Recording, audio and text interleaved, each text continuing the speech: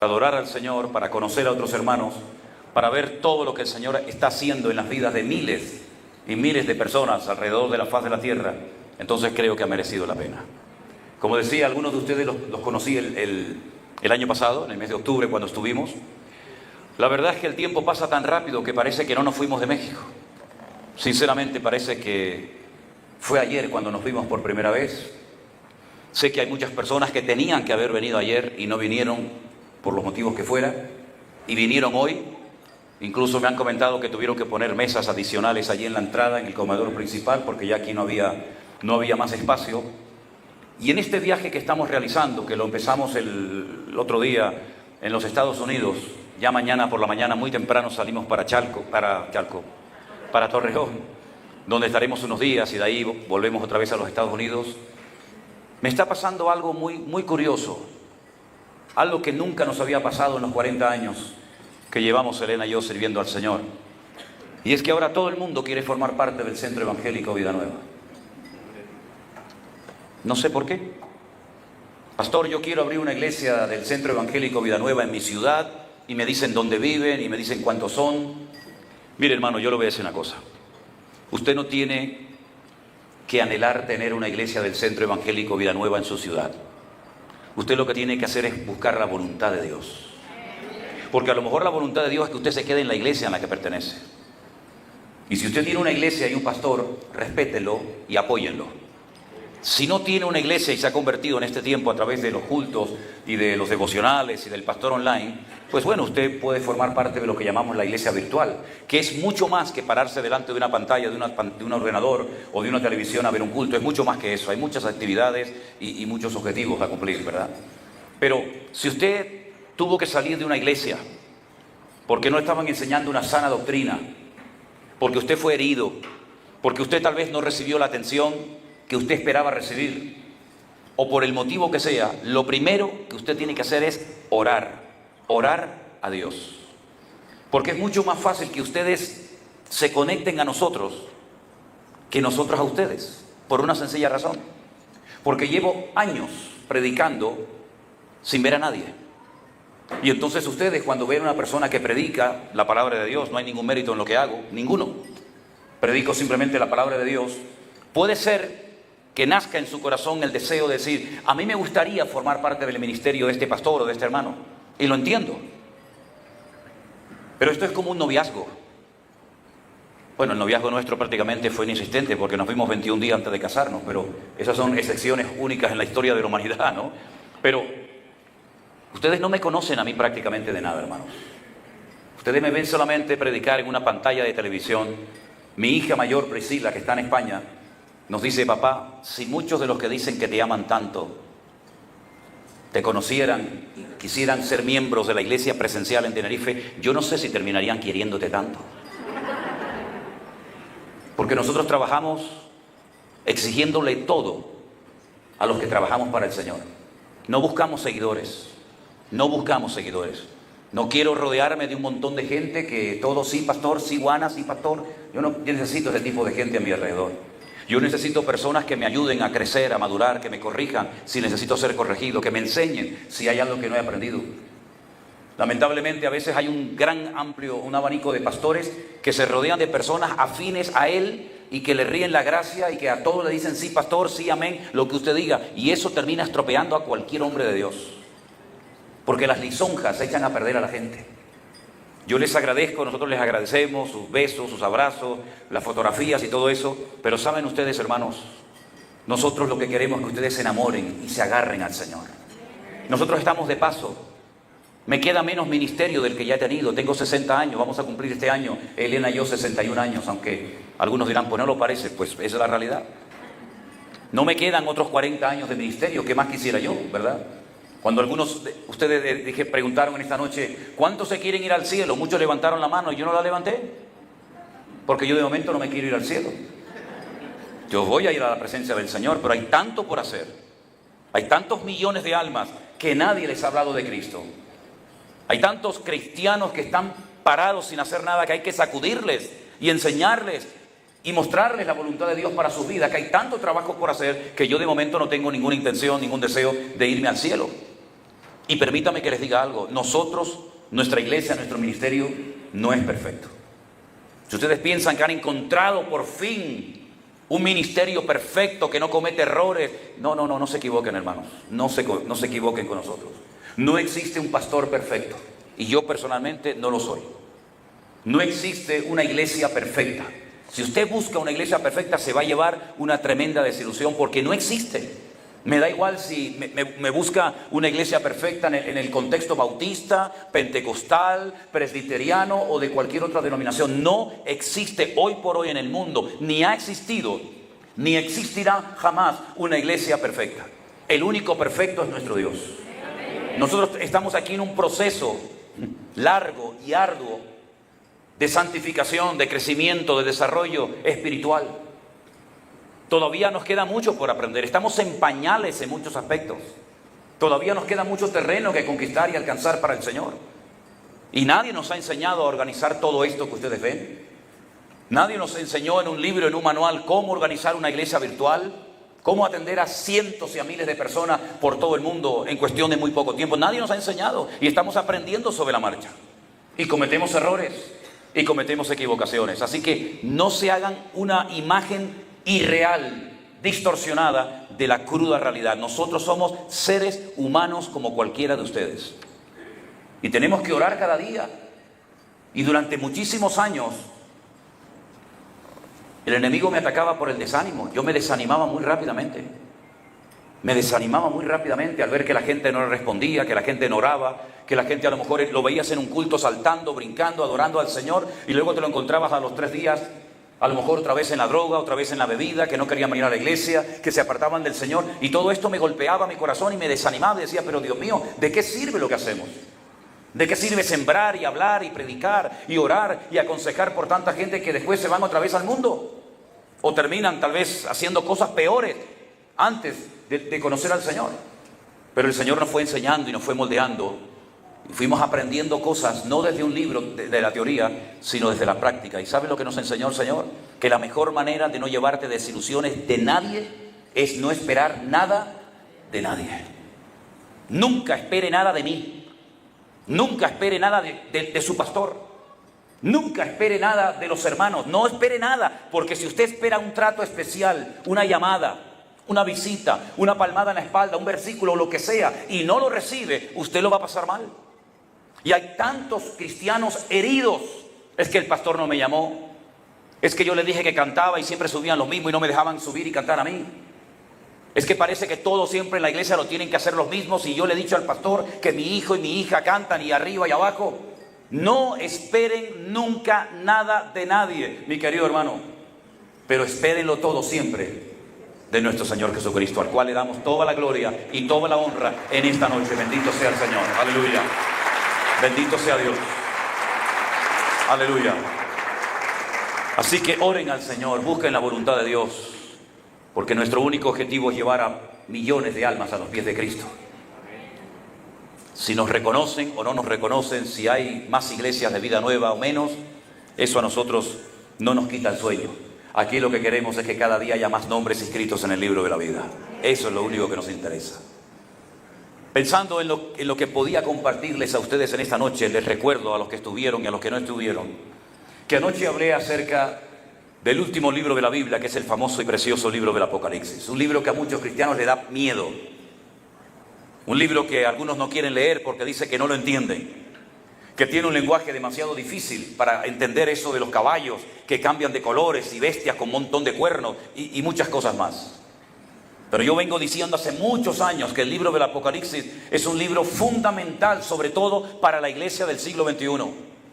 Tenemos que conocer qué es lo que va a suceder para poder estar preparados y no llevarnos sorpresas a última hora, sino saber cuánto tiempo falta, qué podemos hacer y qué no tenemos que hacer en estos tiempos finales. Decía a los hermanos que hay 7 iglesias.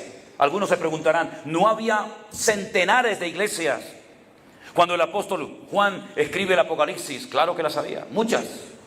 Probablemente ya el evangelio en aquella época había llegado hasta España y toda Europa había sido evangelizada para el Señor Jesucristo, y parte del continente africano y parte de Asia también. Pero el Señor escogió 7 iglesias, como dije anoche, porque son representativas del desarrollo de la iglesia a lo largo de la historia. Y me detuve específicamente en la iglesia de la Odisea, que es la que más se asemeja a la iglesia contemporánea, a la iglesia de nuestros días. Una iglesia rica, una iglesia próspera, una iglesia que llegó a decir: nos hemos enriquecido, de ninguna cosa tengo necesidad. Y el Señor, cuando le habla, le dice: ustedes son ciegos, pobres, desnudos, desventurados. Unjan vuestros ojos con colirio para que puedan ver lo que está sucediendo a vuestro alrededor. Estoy a la puerta, llamo y nadie me abre la puerta. Están sordos. No sé a quién le canta, no sé a quién han adorado. Ese fue el mensaje duro que el Señor le lanzó, le envió a la iglesia de la Odisea. Pero si ustedes prestan atención en esta noche, de todas las 7 iglesias, cada una tenía un defecto, cada una tenía algo que el Señor tenía que indicarles. Por ejemplo, a la iglesia de Éfeso, la primera que se menciona, le dice: habéis sufrido, habéis tenido paciencia, habéis trabajado arduamente por amor de mi nombre, no habéis desmayado, pero tengo contra ti que has dejado tu primer amor. A veces he escuchado predicadores, pastores que dicen que el primer amor es como el noviazgo, donde todo era lindo, donde todo era bonito, pero luego después, con el paso del tiempo, cuando uno lleva muchos años casado, eso del primer amor ya no existe. Y dicen que eso es lo que la Biblia dice en cuanto al primer amor. Yo estoy totalmente en contra de eso. Yo tengo que amar hoy más a mi Señor que el día que yo lo conocí y lo acepté en mi corazón como mi Señor y Salvador personal. Yo hoy tengo que estar más apasionado por el Señor, por su palabra y por la obra de Dios que hace 20 años atrás. Y que Dios nos libre si nuestro amor hacia el Señor y hacia su obra ha menguado en nuestros corazones. El principal mandamiento es: amarás al Señor tu Dios con toda tu alma, con todo tu corazón y con todas tus fuerzas, y a tu prójimo como a ti mismo. Y eso no es para una etapa inicial, cuando comenzamos a dar los primeros pasos en el Evangelio. Eso se tiene que renovar cada día. ¿O no amamos hoy al Señor más que hace 10 años atrás? ¿No nos ha demostrado el Señor su fidelidad, su amor, su misericordia? ¿Y no estamos hoy más enamorados de Él y de su palabra que cuando le conocimos tiempo atrás?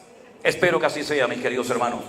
Pero la iglesia de Éfeso se enredó en tanta actividad, se enredó en tantas cosas, que dejó lo principal. Y lo principal en la vida no es lo que hacemos, sino lo que somos en Cristo Jesús.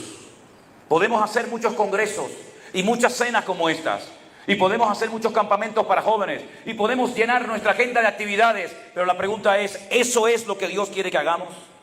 ¿Realmente lo que hacemos demuestra nuestro amor al Señor? ¿Qué es lo que nos motiva a hacer lo que hacemos? Esta pregunta se la he hecho a muchos pastores y a veces no han sabido responderla. ¿Por qué usted predica lo que predica?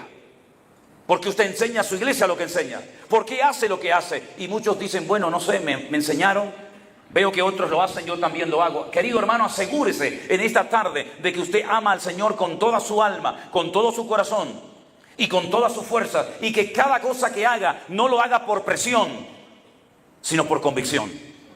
No lo haga porque le obliguen a hacerlo, sino que salga de lo más profundo de su corazón, porque el Señor lo que quiere es que hagamos las cosas con gozo, con alegría, como para Él, para su honra y para su gloria. Amén, hermanos.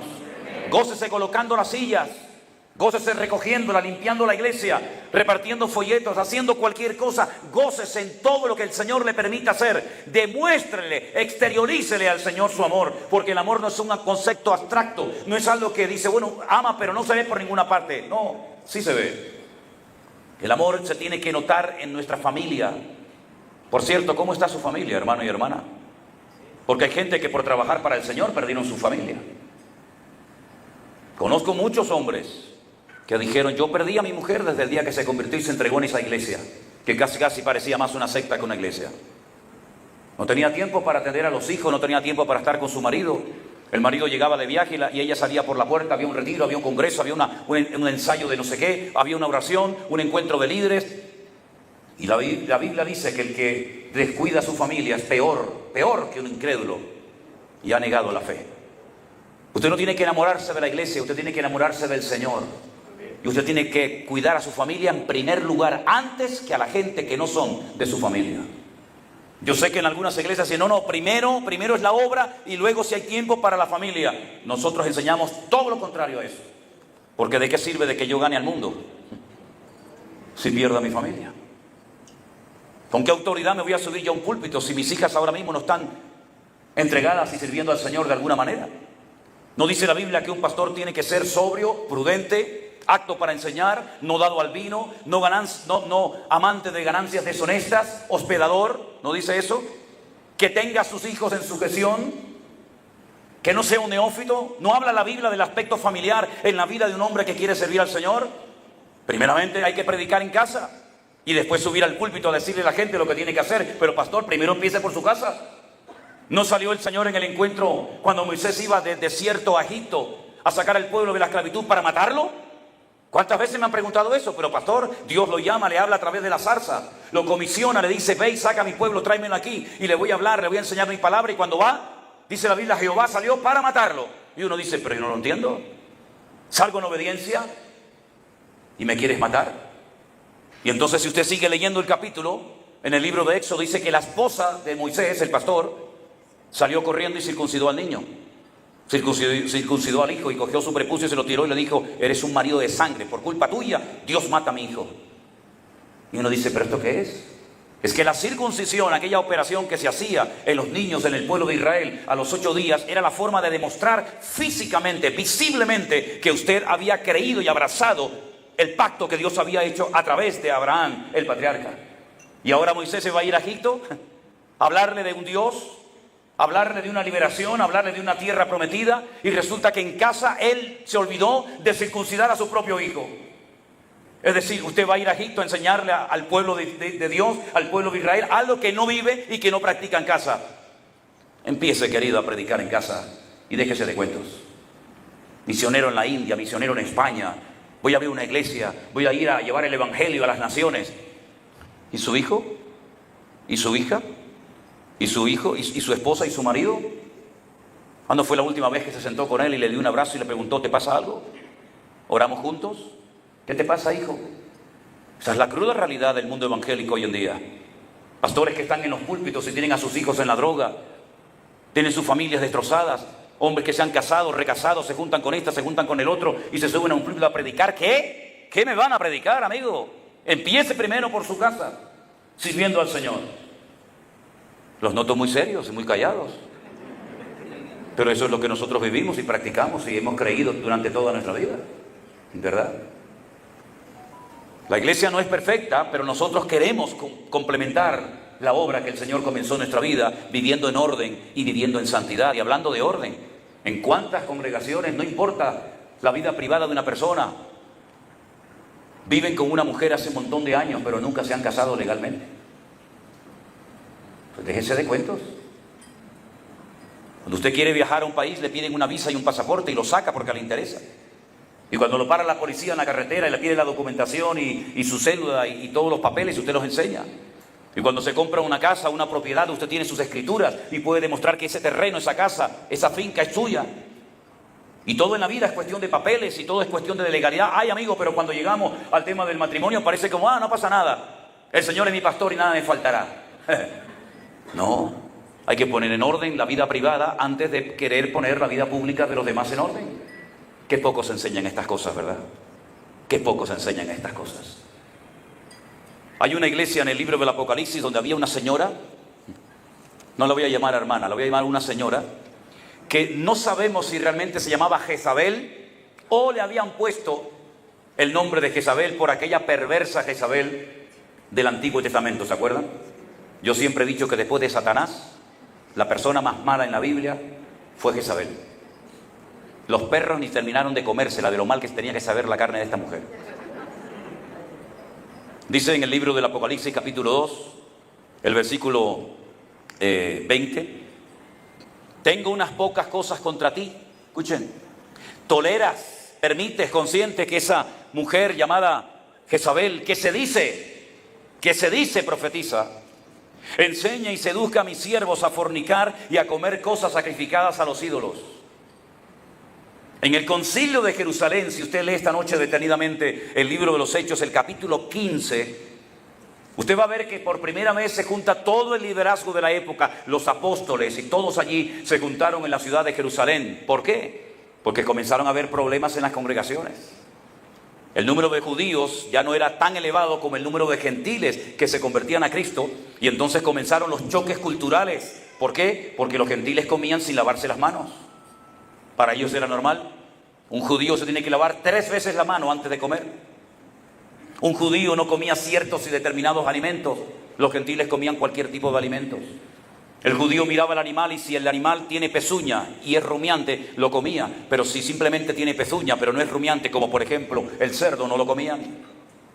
Los judíos jamás de los jamases serían capaces de comer carnes que para ellos no eran puras. Y todo esto trajo una guerra, un choque cultural dentro de la obra tremenda. Y entonces se celebró el primer encuentro, el primer concilio de la iglesia en Jerusalén. Y allí habló Santiago, y habló Pedro, y habló uno, y habló el otro. Y al final se llegaron a las siguientes conclusiones. Escúchelas. Nos ha parecido bien a nosotros y al Espíritu de Dios no imponeros otra carga más que estas. Y le dicen, enséñenle a los hermanos que se abstengan de sangre, de ahogado y de sacrificios de animales que han sido previamente sacrificados a ídolos. Y dice que escribieron cartas y las mandaron por todas las iglesias de la época. Y cuando llegaban en dichas cartas se leían en los púlpitos y la gente sabía cuáles eran los acuerdos de orden interno que se habían establecido en el concilio de Jerusalén para ayudar a la armonía y a la convivencia entre hermanos. Pero esta señora, miembro de la iglesia de Tiatira, que sabía perfectamente lo que no se debía de hacer para no causar divisiones internas en la iglesia, enseñaba todo lo contrario. Se había dicho, absteneos de sangre, de ahogado, no participéis de este tipo de cosas, pero ella decía como profetisa, que se podía comer cosas sacrificadas a los ídolos y les enseñaba a cómo cometer fornicación en la iglesia. En otras palabras, iba en contra de la norma, iba en contra de lo que se había enseñado para el beneficio de la obra en el concilio de Jerusalén. ¿Quién le permitió a esta señora, quién le permitió a esta mujer enseñar estas barbaridades, estas herejías en la iglesia? El pastor. El pastor es una pieza clave en toda iglesia. Da igual si es esta o cualquier otra. El pastor es el que abre o cierra la puerta a muchas cosas. Y como la gente ama y respeta y se fía del pastor, uno tiene que tener sumo cuidado con lo que permite y con lo que no permite en la iglesia.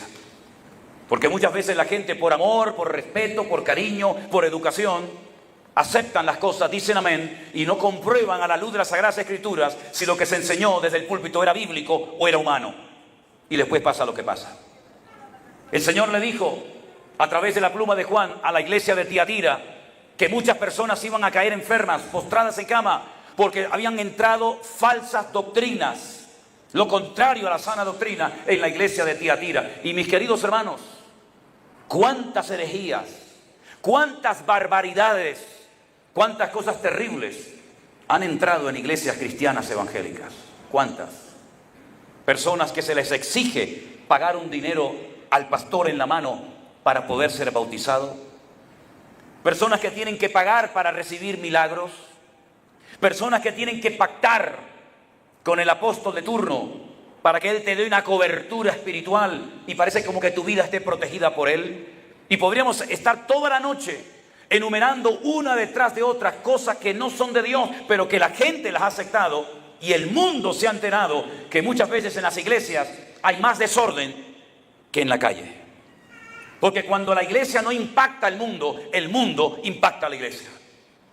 Y lo que ha sucedido en muchas ocasiones es que la gente ha estado creyendo y practicando cosas contrarias a la palabra de Dios, creyendo que hacían actos de obediencia al Señor. Usted no tiene que pactar con nadie, mi hermano. ¿Me oyó bien? Usted no tiene que hacer pacto con ningún hombre. Usted no tiene que darle un sobrecito de dinero para que el pastor le haga una oración y le pase la manita por encima y usted se vaya contenta a la cama a dormir esta noche. No haga nunca eso. Usted no tiene que hacer méritos personales para caerle bien al pastor y que lo ponga en su grupo más íntimo. Y entonces usted tiene como más proximidad al siervo de Dios. Esas cosas son totalmente antibíblicas. Usted a quien tiene que agradar y honrar y servir es al Señor tu Dios.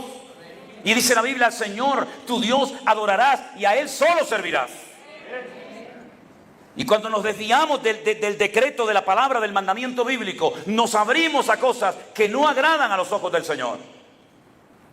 En uno de los viajes que hice a la ciudad de Milán, en Italia, Me llegó un matrimonio de hermanos y me pidieron si los podía atender y hablar con ellos. Eran de otra iglesia. No eran de la iglesia que me había invitado, pero ese día se había hecho un culto unido. Y entonces vino mucha gente de otras congregaciones. Y este matrimonio me dijo: hermano, el domingo pasado nuestro pastor dice que el Espíritu, no sé cuál, pero dice que el Espíritu le puso en su corazón que él tenía que acostarse en la plataforma y la iglesia tenía que pasar y taparlo, cubrirlo con billetes, con dinero. Yo lo hubiera cubierto con otra cosa, una somanta de palos, como decimos en España, ¿no? Y le digo: ¿y usted ve mal eso, hermana? Dice: sí, claro, hermano, eso está muy mal. Porque él quería que todo su cuerpo estuviera tapadito así de arriba abajo con dinero. Y le dije: ¿y usted qué hizo? Y me dice: yo pasé, hermano, y lo tapé. Y le dije: ¿usted tiene algún cargo, alguna responsabilidad en la iglesia? Me dijo: sí, yo soy líder de no sé qué. Y le digo: usted es peor que él. Es muy fácil venir a mí aquí, que no me conoce de nada, criticarlo a él, pero usted es igual o peor que él. Porque el que ve algo antibíblico y lo apoya es peor que el que lo promueve. Usted se ha hecho copartícipe de eso. Así que si busca un consejo mío, es que le pida perdón al Señor.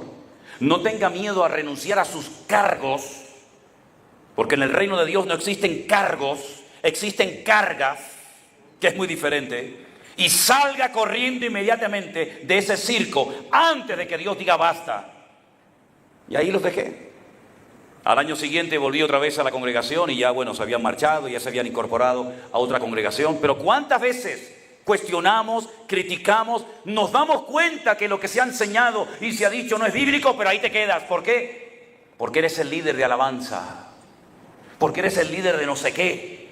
Y hay gente que se agarra al cargo y renuncia al orden y a la santidad por amor a la silla y no la quieren soltar.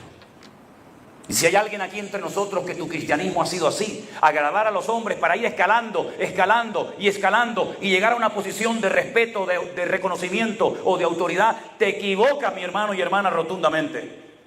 Porque aquí de lo que se trata es morir a la carne, morir a nosotros mismos y pedirle al Señor algo que muy poca gente le pide: Señor, yo quiero ser un siervo tuyo, servir a la gente y no servirme de la gente, como lamentablemente ha ocurrido. Se ha creado toda una literatura, se ha hecho toda una filosofía alrededor del éxito personal. En el año 90, 1990, fuimos a vivir a Argentina un tiempo. Estuvimos años trabajando únicamente como evangelistas, predicando días, semanas y hasta a veces meses en las calles. Y pasábamos por muchas iglesias en aquellos años y veíamos un cartel luminoso de neón que decía: entre, aquí oramos por la prosperidad económica. Y entré en alguna de esas congregaciones y el pastor decía: ¿cuántos aquí tienen hoy un problema económico? Imagínense, en el año 90, que la gente tenía que asaltar los supermercados para comer algo. Todo el mundo tenía crisis económica y la gente iba a las iglesias. Antes, previamente, tenían que pasar por la caja y dejar su respectivo donativo o ofrenda, para que alguien les orara y le hiciera una oración desde el púlpito para que usted recibiera prosperidad económica. Saben, hermanos, yo no estoy en contra de la prosperidad. Yo creo que Dios prospera. Pero ¿qué es el concepto de prosperidad según la Biblia? Teniendo sustento y abrigo, estemos contentos con esto. ¿Cuántos dicen amén? Teniendo comida, teniendo algo para llevarse a la boca, teniendo un techo, teniendo algo de ropa, con esto estemos suficientemente contentos. Porque la raíz de todos los males es el amor al dinero. Y por el amor al dinero muchos se han desviado del camino correcto y han hipotecado su fe y han dado un pésimo testimonio al mundo. Claro que creemos en la prosperidad, pero ¿es que acaso tener hijos sanos no forma parte de la prosperidad en nuestra Biblia? ¿Es que acaso estar en esta noche aquí no es parte de esa prosperidad y de esa bendición de Dios? ¿Saben cuántos hermanos darían lo que fuera por estar esta noche usted sentado en esa silla? Somos prósperos porque la prosperidad más grande es que Cristo Jesús ha perdonado todos y cada uno de nuestros pecados y ha escrito nuestro nombre en el libro de la vida, y ahora somos hijos del Rey de Reyes y Señor de los Señores. Esa es la bendición más grande del mundo. ¡Aleluya! Es lo más grande que nos ha ocurrido en la vida. Y si tenemos que comer pan y cebolla, comemos pan y cebolla y vamos a orar. Gracias, Señor, bendice este pan y esta cebolla, que traiga fortaleza física a mi cuerpo. Aleluya. Y si Dios no me sana, aunque se lo he pedido, sabe que tengo fe, pero no me sana, me gozaré en el Señor. Y si no me da aquel trabajo que tanto me gustaba tener, daré gloria al Señor. Y aunque Dios me mate, lo seguiré alabando, porque yo sé que mi Redentor está vivo y algún día lo veré con mis propios ojos. Esa es la prosperidad que el Señor quiere darle a su pueblo, de la cual poco o nada se habla. Además, ahora entre nosotros, que no nos escucha nadie, ¿prosperidad para quién? Siempre para el mismo. Siempre para el mismo. Cuando yo he dicho que cuando hay, tiene que haber para todos. Y cuando no hay, no hay para ninguno. Pero prosperidad para que una persona siga y siga y siga y siga, mientras los demás, como vasallos, como corderos al matadero, siempre tienen que girar en torno a un hombre. Eso es lo más abominable y lo que más rechaza nuestros corazones, porque eso no le da honra y gloria a nuestro Dios. Nunca olvidaré cuando un día estaba en tu país, en Costa Rica, me invitaron unos señores que nunca más me volvieron a invitar. Gracias a Dios. Gracias a Dios. Me encontré a una señora en una fila enorme para entrar a un canal de televisión con 2 gallinas.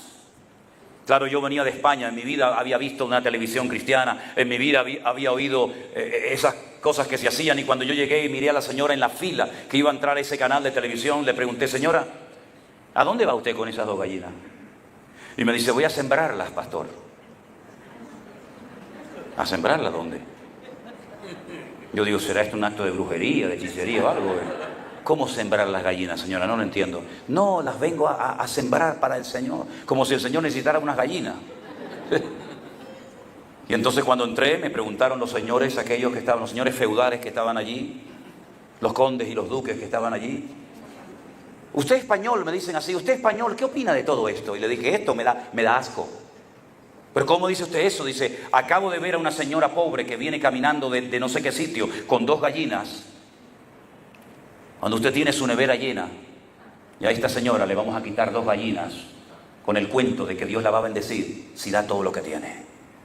Vergüenza nos debería de dar que hoy en día haya personas que se dediquen a servir al Señor con semejante mensaje totalmente distorsionado. Yo le dije al Señor antes de la pandemia, y créame, se lo digo delante del Señor, yo no me crié en una iglesia de mala doctrina, ni estuve en estos movimientos raros, pero me llegaban noticias y cartas y me comentaban, y a veces me hacían ver una cosa que no me interesa, pero bueno, y yo le dije antes de marzo del 2020 al Señor, dije: Señor, ¿hasta cuándo, Señor? ¿Hasta cuándo van a pisotear a tu pueblo? ¿Hasta cuándo van a manipular a tu amada iglesia? Se nos partía el corazón viendo cómo la gente tenía que ir a dar un dinero para que les quitaran los demonios que tenían encima. ¿Pero qué demonio le van a quitar a un cristiano? Si un cristiano es nueva criatura en Cristo Jesús. Las cosas viejas pasaron y aquí es hecho nuevo. Y mi cuerpo es el templo del Espíritu Santo. ¿De qué me están hablando? No, es que su padre fue un alcohólico. ¿Y a mí qué me importa si mi padre fue un alcohólico? Yo soy una nueva criatura en Cristo Jesús. Allá él con su alcoholismo, allá él con sus pecados. El Señor dice: yo voy a quitar este refrán que os habéis inventado. Los padres comieron las uvas y a los hijos le dio la dentera. El alma que pecare, esa morirá. El padre no llevará el pecado del hijo, ni el hijo el pecado del padre. No, pastor, pero usted no sabe que la Biblia dice que Dios visita la maldad de los padres sobre los hijos hasta la 3ª y 4ª generación, y se callan. Y le digo: no, pero no mutile el versículo, amigo. Siga mencionándolo. ¿Cómo? Sígalo mencionando. Dios visita la maldad de los padres sobre los hijos hasta la 3ª y 4ª generación de los que me aborrecen. Y nosotros no somos de los que aborrecemos al Señor. Somos de los que le amamos, le honramos, le servimos. Y dice la Biblia que la generación del justo será bendita. Y Dios corta toda maldición en bendición y lleva a su iglesia de gloria en gloria, de victoria en victoria, de bendición en bendición. Ese es nuestro Dios. Corta las maldiciones y pone bendición y presencia de Dios. Mutilan los versículos, manipulan los textos, sacan textos del contexto y forman pretextos, y la gente en su ignorancia, porque ojo, mucho de lo que ha ocurrido ha sido por falta de conocimiento de las Sagradas Escrituras. No le echemos la culpa solamente a ellos, También la gente tiene que asumir su falta de conocimiento de la palabra de Dios. Mi pueblo perece por falta de conocimiento, dice Jehová de los ejércitos. Ya es hora de que la Biblia no sea un amuleto, como una pata de conejo, una herradura de caballo. La Biblia tiene que ser la palabra de Dios. Lámpara es a mis pies tu palabra y lumbrera mi camino. ¿Con qué limpiará el joven su camino? Con guardar tu palabra. Cuánto he deseado tus dichos para no pecar contra ti. Abre mis ojos para que vea las maravillas de tu ley. Escudriñad las escrituras porque ellas son las que dan testimonio de mí. Toda escritura es inspirada por Dios, útil para corregir, para redarguir, para instruir, a fin de que el hombre de Dios sea un varón perfecto, completo, preparado para toda buena obra. Es decir, nuestra responsabilidad personal es muy importante que la cumplamos. Por eso yo siempre digo, lean la Biblia, lean la palabra, busquen la palabra de Dios.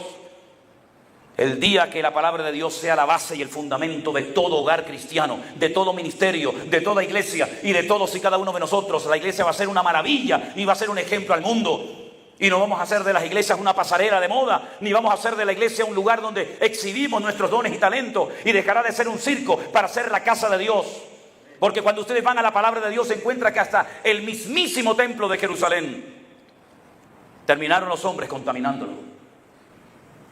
La Biblia dice que el Señor Jesucristo entró al templo de Jerusalén y dice que dijo: habéis convertido mi casa, que es casa de oración para todas las naciones, en una cueva de ladrones. Y allí estaba el suegro y el yerno, Anás y Caifás, menuda pareja. Habían hecho un negocio.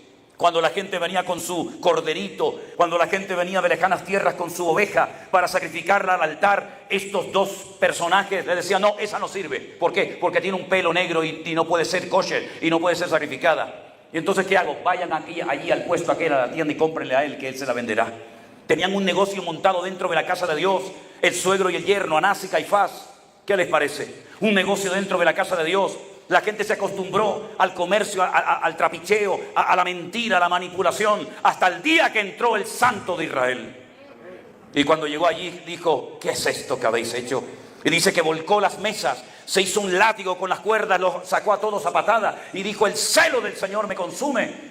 Casa de oración tiene que ser esto, en una cueva de ladrones como ustedes. ¿Cómo no se sentían mal? ¿Por qué la gente seguía yendo? Porque se acostumbraron al desorden. Se acostumbraron a vivir entre desorden y entre mentirosos. Como muchos se han acostumbrado creyendo que es normal vivir de esa manera una vida cristiana correcta delante de los ojos de Dios. Allí no se curaba nadie, hermano. No había poder de Dios, no había milagros, no había vidas cambiadas, no había nada. La pregunta es: ¿no había enfermos en Jerusalén en la época del Señor Jesucristo? ¿No había ciegos, paralíticos, mudos, mancos, sordos? ¡Claro! Pero ¿y a dónde se iba esta gente?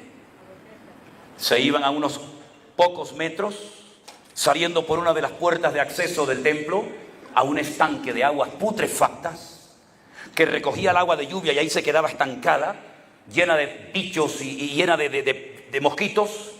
Agua que a veces la sacaban para limpiar la sangre en el templo de Jerusalén. Y allí alrededor de aquellas aguas había una multitud inmensa de ciegos, cojos, paralíticos, mudos, que esperaban. ¿Qué esperaban los pobres estos?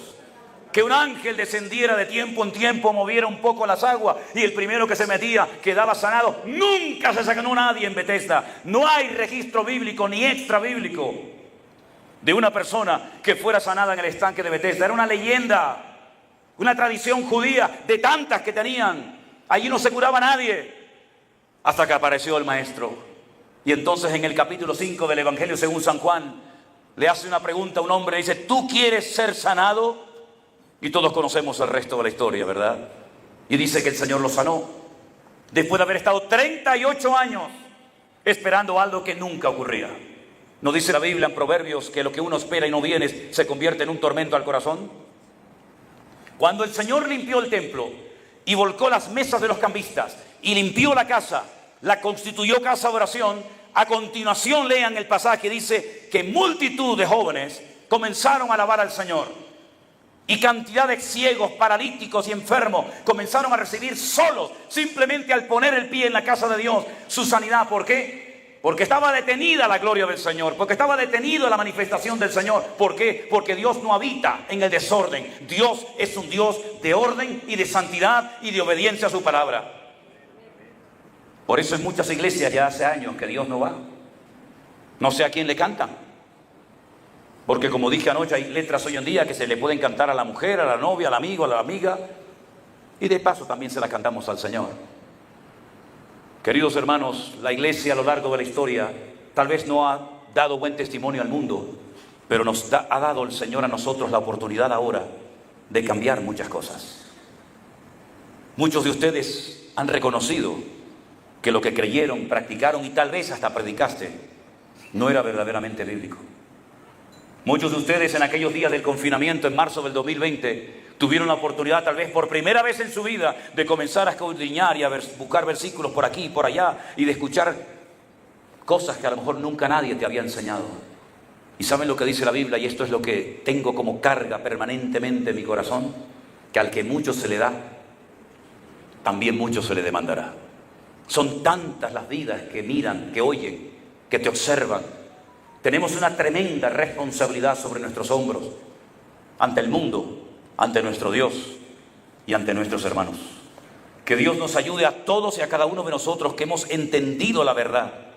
Que las escamas se han caído de nuestros ojos, como si fuéramos aquel hombre que cayó en el camino cuando iba a Damasco.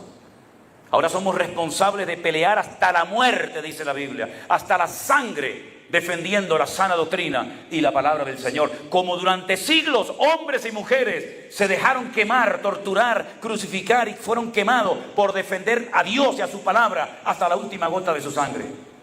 Por eso esta iglesia de la Odisea y la de Sardis, que dice: conozco tus obras, tienes nombre de que vives pero estás muerta, y la de la Odisea, que no era ni fría ni caliente, y tantas más fueron sacudidas y zarandeadas por el Señor y por su palabra. ¿Para qué? Para que tuvieran una oportunidad de cambiar. Y quiero ir terminando y decir lo siguiente. Algo que me costó mucho aceptar en mi vida como pastor es reconocer que hay gente que no quiere cambiar. Hay gente que no quiere cambiar. Hay gente que dice: sí, está bien lo que dices, pero yo voy a seguir igual, enseñando, predicando y practicando esto. Hay gente que no quiere salir de las drogas, marcharse a un centro cristiano donde se le pueda ayudar y se le enseña a vivir una vida ordenada y disciplinada.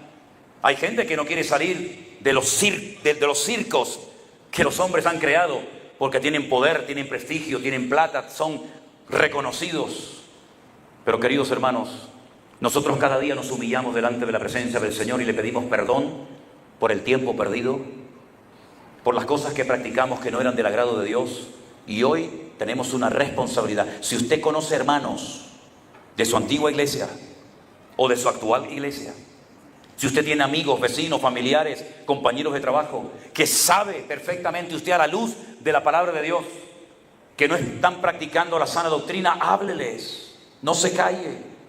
Dígale: no, hermano, eso no es así. La palabra de Dios dice esto y aquello. Y si tiene que pedir una cita, que espero que se la den, para hablar con su pastor y decirle: perdón, hermano, creo que la palabra de Dios enseña todo lo contrario a lo que usted está predicando. Hágalo. No se vaya de la iglesia por la puerta de atrás y la gente dirá: oye, ¿a dónde se fue el hermano Juan, la hermana María, el hermano Pedro? No. Vaya y diga: me voy por esto y por esto. Para que nunca digan que no tuvisteis la oportunidad de cambiar y de conocer la sana doctrina. Háganlo, hermanos. Somos responsables delante del Señor de anunciar las virtudes de aquel que nos llamó de las tinieblas a su luz admirable. Y ay de mí si no lo hago. Puede ser que reciba crítica. Títulos en la Biblia, uno de ellos el dulce cantor de Israel, ¿verdad?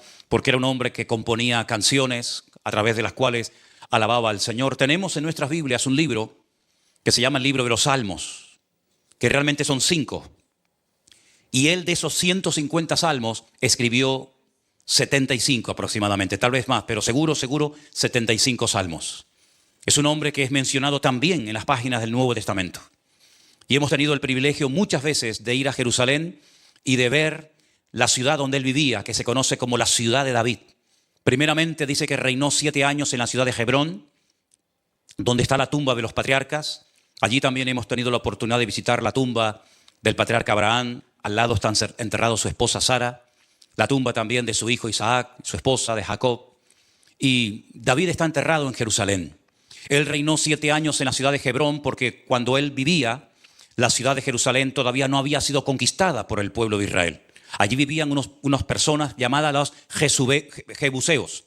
Y es él el que conquista la ciudad de Jerusalén y traslada el reino a Jerusalén, y allí es donde él está por más de 30 años siendo rey de todo el país, de las 12 tribus de Israel. Pasó por muchas pruebas, pasó por muchísimas dificultades. Pero en 1 de Samuel, capítulo 30, se relata una historia extraordinaria que para poder entenderla, primeramente les tengo que llevar a 1 de Samuel 27. Yo voy a hablar del capítulo 30, pero repito, para poder entender un poco y situarnos en la historia del capítulo 30, tengo que leerles unos breves versículos de 1 de Samuel 27:1, donde dice así la palabra del Señor. Dijo luego David en su corazón: al fin seré muerto algún día por la mano de Saúl. Nada, por tanto, me será mejor que fugarme a la tierra de los filisteos, para que Saúl no se ocupe de mí y no me ande buscando más por el territorio de Israel, y así escaparé de su mano. Se levantó pues David, y con los 600 hombres que tenía consigo se pasó a Aquis, hijo de Maoc, rey de Gat. Y moró David con Aquis en Gat, él y sus hombres, cada uno con su familia. David con sus 2 mujeres, Ahinoam jezreelita y Abigail, la que fue mujer de Nabal, el del Carmel. Y vino a Saúl la nueva de que David había huido a Gat y no lo buscó más. Hermanos, el libro de 1 de Samuel, también por supuesto el de 2 de Samuel, son libros extraordinarios, llenos de datos, llenos de información que el Señor nos da para que conozcamos bien los detalles de estas personas y podamos entender mejor todas las cosas que le ocurrieron a lo largo de su vida. Cuando él era un jovencito de aproximadamente 16, 17 años, mientras estaba en las montañas de Judea cuidando las ovejas de su padre Isaí, llegó a su casa nada más y nada menos que la visita del profeta de la época, el gran profeta Samuel. Y cuando llega a la casa de Samuel, que vivía en Belén de Judea, el mismo pueblo donde siglos más tarde nacería el Señor Jesucristo, Isaí no daba crédito a que en una casa, en un hogar tan humilde, llegara un hombre tan importante como era nada más y nada menos que el profeta Samuel. Los habitantes de Belén le dijeron: ¿tu visita es pacífica o vienes por algún problema? Y él dice: no, mi visita es pacífica. El Señor me manda a la casa de Isaí. Cuando entra a la casa de este hombre que tenía 7 hijos varones, le dice: vengo porque Dios me manda a ungir al siguiente rey de Israel. Ahora, esto es algo que tengo que explicar brevemente, porque el rey en ese momento era Saúl. Y cuando muriera Saúl, lo lógico es que su hijo Jonatán fuera el segundo rey de Israel. Pero Dios rompió el patrón, primeramente porque Saúl no se había comportado bien. Y en segundo lugar porque ellos no eran de la tribu de Judá. Como la Biblia dice que tenían que ser los reyes, tenían que ser miembros de la tribu de Judá. Y Saúl era de la tribu de Benjamín. Como se adelantaron en el tiempo y no esperaron en el Señor, se precipitaron y nombraron a un rey que nunca tenían que haber nombrado como rey. Y por eso Saúl fue un auténtico desastre. Un juguete roto, como yo lo llamo. Cuando llega a la casa de Isaí le dice: vengo porque el Señor me manda a ungir. ¿Qué se hacía para ungir a un rey? Ellos llevaban como una especie de cuerno lleno de un aceite específico, especialmente preparada, que se derramaba sobre la cabeza de las personas que iban a ser ungidas, ¿verdad? Y a esas personas que iban a ser ungidas se les conoce en hebreo como Mashiach o Mesías. Un Mesías era una persona que había sido ungido por un profeta. Cuando los 7 hijos comienzan a desfilar por delante del profeta Samuel, Samuel va a ungir al primero, al primogénito, y el Señor le dice: ese no es el que yo he escogido. El Señor no mira la apariencia exterior, el Señor mira el corazón. Así que ese no es. Y pasa el segundo, y pasa el tercero, y pasa el cuarto, hasta que finalmente pasan los 7. Y no tiene paz, no tiene confirmación el profeta Samuel de que el siguiente rey de Israel está allí. Y entonces es cuando hace una pregunta en 1 de Samuel capítulo 16 al padre Isaí, le dice: ¿Tú tienes a otro hijo? Y le dice: sí, tenemos al más pequeño de la casa, pero no está aquí. Está cuidando las ovejas en las montañas. Y Samuel dice: nadie se va a sentar en esta mesa hoy a comer hasta que no lo llames. No sé cuántas horas tardaron en encontrarlo, pero cuando viene David, el más pequeño de todos, le dice el Señor: estás delante de la presencia del rey de Israel. Le echa ese aceite por la cabeza y dice que a partir de ese día el Espíritu de Dios vino sobre él y se convirtió en otra persona completamente diferente. Ya era diferente, pero a partir de ese día más todavía. Porque la unción del Señor ya estaba sobre su vida y el Señor comenzó desde los 17 años hasta los 30, la misma edad que tenía José. 17 años cuando fue llevado como esclavo a Egipto, 30 años cuando lo sacan de la cárcel y lo nombran el segundo después de Faraón. Exactamente la misma edad que tenía David. 17 años al ser ungido, 30 años al ser nombrado oficialmente rey de las 12 tribus de Israel. Durante todo ese tiempo, durante todos esos años, el rey de Israel intentó matarlo. Movilizó a miles de soldados para matar a David, pero el Señor no permitió que lo matara. Pero David terminó cansándose, hermanos. David terminó diciendo, no aguanto más. No puedo dormir una noche tranquila.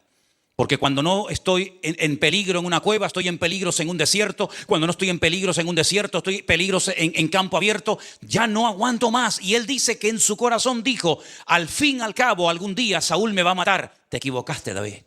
Saúl nunca te puede matar. Porque si Saúl te mata y no llegas a ser el segundo rey de Israel, entonces la profecía, la palabra de Dios, el haber escogido el Señor tu vida, quiere decir que Dios se equivocó o mintió. Pero cuando estamos desanimados, oramos y decimos tonterías. ¿O solamente me pasa a mí? ¿Hay alguien que por lo menos me diga amén? ¡Uf, qué alivio! Pensé que yo era el único. Pensé que yo era el único. David dijo, algún día me va a matar Saúl. No te va a matar Saúl, David, porque estás ungido por el Señor. Vas a ser, según el Señor, el segundo rey de Israel. Por lo tanto, lo que estás pensando no es correcto. Pero tomó una mala decisión. Como él pensaba que algún día Saúl acabaría con su vida, se va nada más y nada menos que a vivir al campamento de los filisteos. Se va a vivir con el enemigo.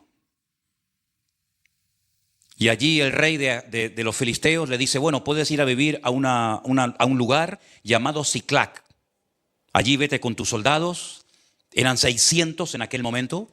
Él tenía varias esposas, tenía hijos, sus soldados también tenían sus familias. Y allí se van. Y entonces es cuando dice David, ya tengo alivio, ya tengo descanso, ya Saúl no me va a perseguir, pero amigo, te has metido en la boca del lobo. Porque si piensas que con los filisteos vas a vivir mejor que en Israel, aunque te esté persiguiendo el rey Saúl, te equivocas, amigo. No consultó al Señor. Y ese fue un grave error de David. Porque si hay algo que caracteriza a David es que continuamente, antes de dar cualquier paso, antes de tomar cualquier decisión, vais a ver que siempre, generalmente, en el versículo anterior dice que consultó al Señor. Pero en esta ocasión no consultó a Dios. Él tomó una decisión y en esa decisión arrastró a 600 personas con él que como lo amaban y lo respetaban y lo apoyaban, se fueron también con él a vivir al terreno de los filisteos, a la casa del enemigo. Y allí permaneció, dice la Biblia, 1 año y 4 meses. No llegó a 1 año y medio, pero estuvo allí 1 año y 4 meses viviendo con el enemigo. Se ganó la confianza del rey de los filisteos y un día ocurre algo que cuando yo lo estaba leyendo yo dije, Dios mío, ¿cómo va a salir de esta David? Resulta que en el capítulo 29, un día el rey de los filisteos dice, vamos a hacer la guerra contra Israel. Allí viven sus hermanos, recuerden, sus 7 hermanos. Allí vive su madre, su padre. Allí viven sus amigos.